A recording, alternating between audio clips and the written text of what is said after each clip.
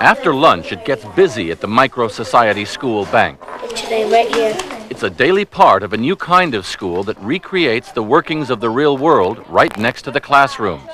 Kids withdraw money they may use at the school market. That costs $4.50, right? What looks like play money buys real products that are made by students who try to predict market demand. You can have it customized wheels where they're rounded together. They set up these businesses for themselves.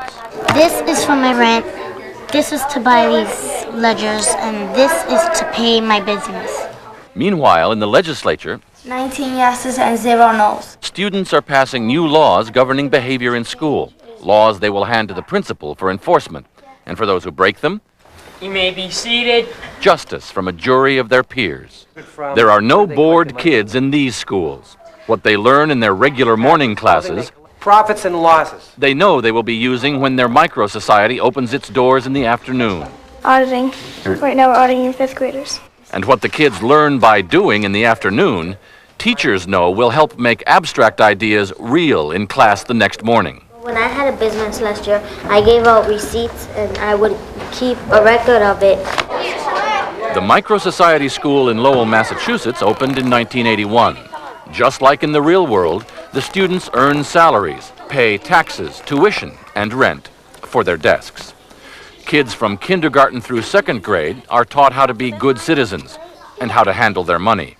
I haven't been spending them, so I have a lot. Then every student on up through 8th grade always has a micro job.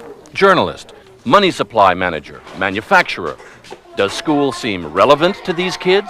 You sit in a classroom, you're like, this is boring, when am I ever going to use it? They show you when you're going to use it. Do they learn the basics? Reading, writing, arithmetic? The basics are here, and more. There's basics plus thinking skills and organization skills. They're reading and they're writing, and they're creating as well. These students are so involved in their jobs, they don't even realize how much learning they do. The micro-society concept was created by a teacher who had tried working in an unruly New York public school. I was sort of desperate. I found myself locked in a room with 33 sort of wild kids who didn't want to learn to read or write. But they did have the natural instinct all kids have to learn by playing, by doing, so often stifled in traditional schools where the teachers do most of the talking. I've always felt that in public education there were so few ways to win and so many ways to fail. Here, there are many paths to success. Grades are only one of them. Every child has something to accomplish. Every child has freedom and responsibility. Our children have a strong sense of self-esteem and self-confidence because they know they will be listened to. They know they have a place. This is their world, and it's very real to them. Schools in at least 21 states are now adapting the idea, including this new one in Yonkers, New York, literally built around the concept. Every afternoon, kids race through their town square to get to work. Legislators here are arguing to toughen the gum-chewing laws. First of all, I want to say that if they eat gum, they should get a ticket. Translators hurry to get important news out in English and Spanish.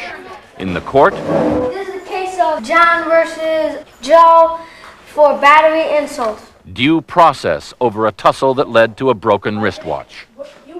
It's not just that school comes alive by bringing the world in.